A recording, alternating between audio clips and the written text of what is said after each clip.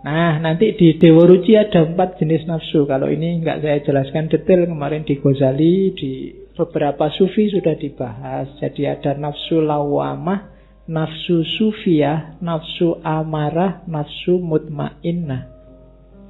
Ini juga yang diajarkan oleh Dewa Ruci. Jadi setelah masuk ke telinganya Dewa Ruci, kalau di Suluk Linglung setelah bergabung sama Nabi Khidir, di dalam situ melihat banyak cahaya. Ada 4 cahaya yang dilihat. Ada cahaya warnanya hitam, ada cahaya warnanya kuning, ada cahaya warnanya merah, dan cahaya warnanya putih.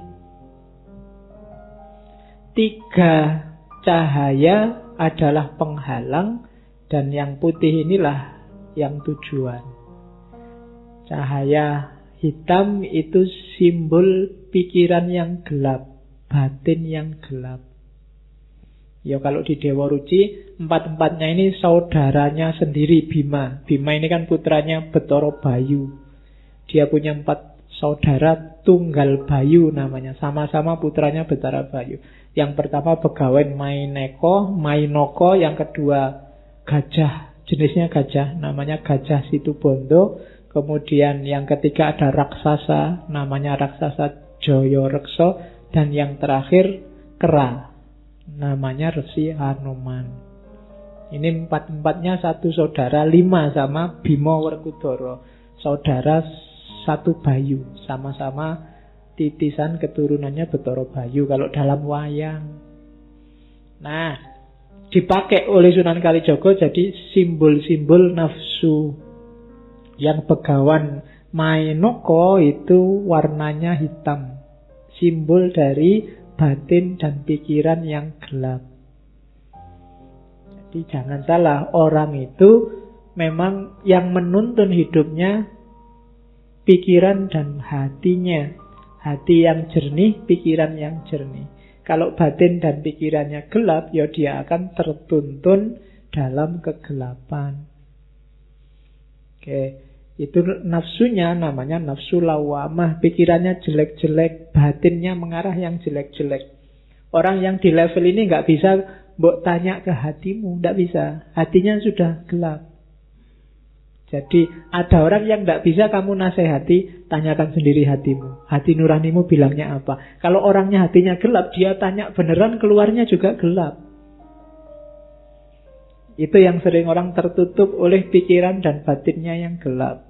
Hati-hati, jadi tidak semua orang saya ikut kata hati saya. Nanti dulu, hatimu dalam kondisi apa dulu? Kalau hatimu gelap, dikuasai oleh nafsu, ya ikut kata hatimu mengarah ke sana. Kecuali hatimu memang pas jernih, pikiranmu pas jernih. Loh ini ikut pikiran saya loh Pak, masuk akal loh Pak. Ya masuk akal, cuma akalmu jernih apa enggak? Ya, kalau akalmu jernih ya, tapi kalau akalmu penuh nafsu, penuh hasrat, wong yang jelek bisa kamu rasionalkan jadi baik. Wong pacaran aja kamu anggap ta'aruf. Iya kan? Dulu manggilnya sayang, hani, sekarang diganti ukhti, akhi. Iya. Aduh, wahai. Dan kamu menyebut, oh, itu lebih islami, Pak. Lah. Pikiranmu kan itu. Ya, yang jelek-jelek bisa jadi bagus. Akal. Karena hatinya gelap. Jernihkan dulu hatimu, tajamkan dulu pikiranmu, baru kamu ketemu kebenaran. Kalau enggak, nafsu lawamah. Yang kedua, nafsu sufiyah. Ini dari gajah. Jadi warnanya kuning. Ini biasanya hubungannya sama kecenderungan orang untuk malas, lemah, lupa. Kamu menyebutnya manusiawi, tapi itu penyakit. Manusiawi toh Pak, sekali-sekali lemes, sekali-sekali males. Iya, itu nafsu juga jenisnya. Seharian main game, HP lagi. Terus kamu kalau diingatkan, oh, kita kan berhak istirahat, berhak dapat rekreasi, berhak. Itu nafsu sufiyah namanya. Kamu punya justifikasi untuk malesmu. Tiap hari di kamar nggak keluar-keluar. Kalau diingetin bawa keluar-keluaran, nggak, di luar banyak dosa. Yo padune kowe males. Kuliah nggak masuk, ke masjid nggak mau, diajak temennya kemana-mana nggak. Alasannya takut terkontaminasi. Nah, itu namanya nafsu sufiyah. Warnanya kuning. Bikin orang males, lemah, lupa. Oke, diajak apa-apa capek. Nah, itu nafsu sufiyah. Yang ketiga nafsu amarah. Lambangnya warnanya merah. Kalau kalian lagi agresif, pingin nabrak sesuatu, pingin ngerusak sesuatu, hatimu panas, itu nafsu amarah. Matanya merah. Mukanya biasanya juga merah, darahnya naik ke atas semua. Nah, itu alamat. Makanya Nabi ngasih petunjuk, kalau kamu sedang itu, kalau pas berdiri duduklah, kalau pas duduk berbaringlah, kalau pas berbaring ya gulung-gulunglah. Wudulah maksudnya. Iya, ambil wudu sholat. Kan gitu. Jangan sampai dikuasai nafsu amarah, bahaya. Orang marah itu omongannya tidak terkontrol. Bisa jadi ngomong seolah-olah marahi orang lain, bisa balik ke dirinya sendiri. Itu karena marah. Itu kan kayak ada majikan marah sama supirnya. Saking marahnya dia marahi supirnya. Terus dia bilang, pantatmu kayak wajahku. Dipikir-pikir, oh kebalik. Iya, dia balik lagi. Keliru tadi, bukan pantatmu kayak wajahku, tapi wajahku kayak pantatmu. Padha wae. Ya. Ya.